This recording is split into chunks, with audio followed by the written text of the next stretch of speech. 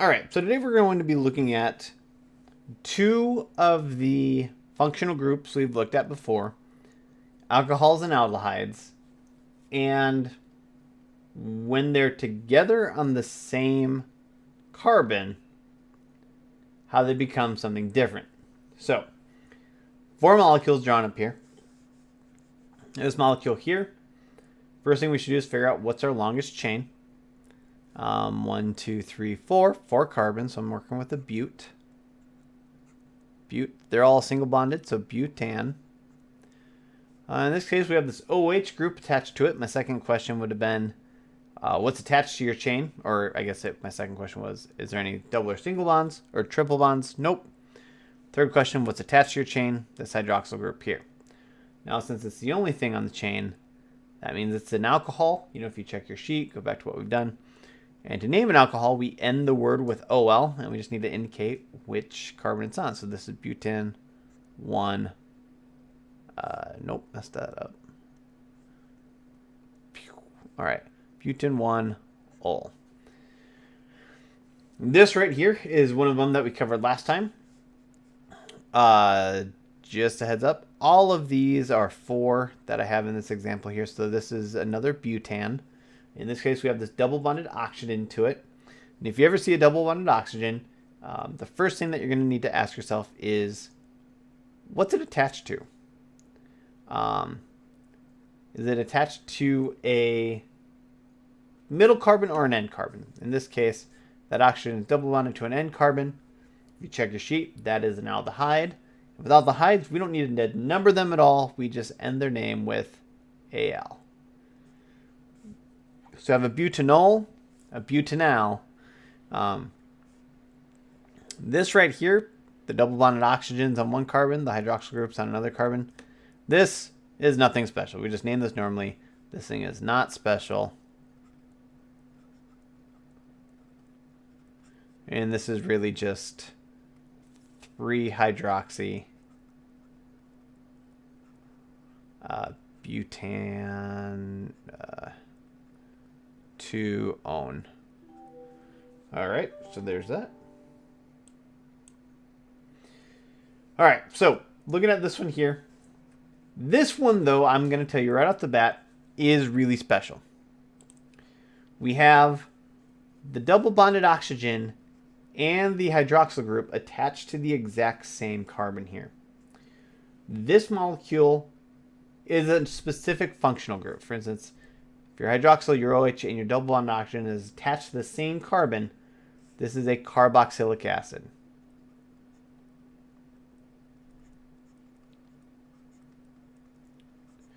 And what makes it a carboxylic acid is the fact that this hydrogen here comes off really easy.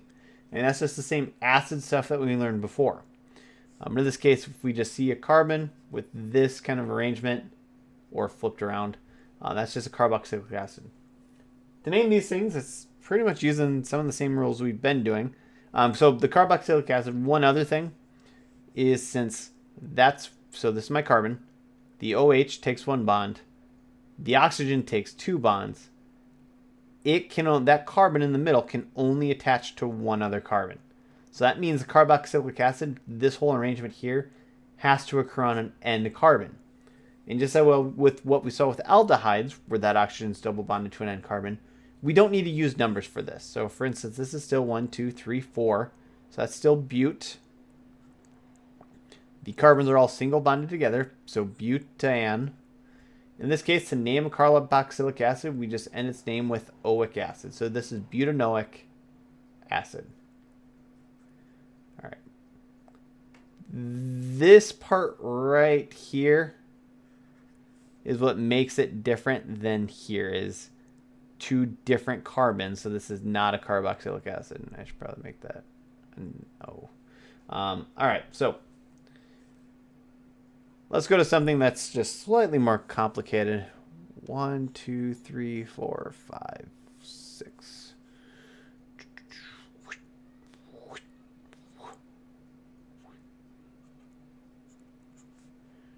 And let's go.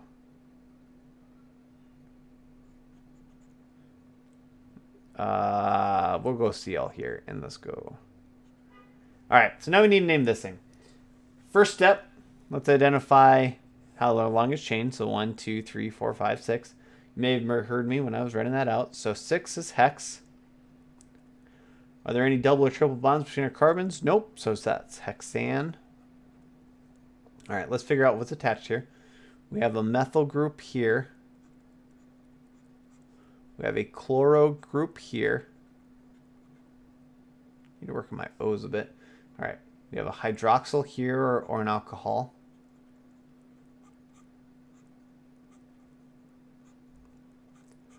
And over here, we have double bonded oxygen on an N carbon, so we could call that an aldehyde. Or, you know what we just learned, if we have an alcohol group and an aldehyde on the same carbon here, neither of those is accurate. This is a carboxylic acid. All right, so to name it, out of the methyl, the chloro, and the carboxylic acid, only one of those changes the end of the name. That's the carboxylic acid. So to name that, I just need to add an oic acid here. So this is hexanoic acid. And keep in mind, we don't need to number it because carboxylic acid, the OH and the O, have to be at the end of the carbon. The one special rule with the things like this, just like with the aldehydes, is when we number now, the carbon with the carboxylic acid on it gets to be number 1. Then we're just going to number them in order. So I have methyl and chloro. I want those in alphabetical order. C comes before M, so chloro comes first. That's on carbon number 3. So 3 chloro. I do the comma. Methyl's on number 5. 5 methyl. Pretend that says methyl there. Actually, we could probably do better than that.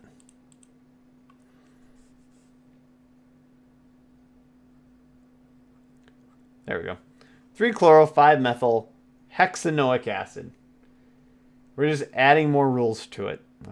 Keep in mind, so if you have a carboxylic acid, you typically won't also have an aldehyde. I'll make sure that won't happen in this class, but just know in the future. That could be a thing. All right. That should tell you everything you need to know to do the next set of practice problems. Good luck.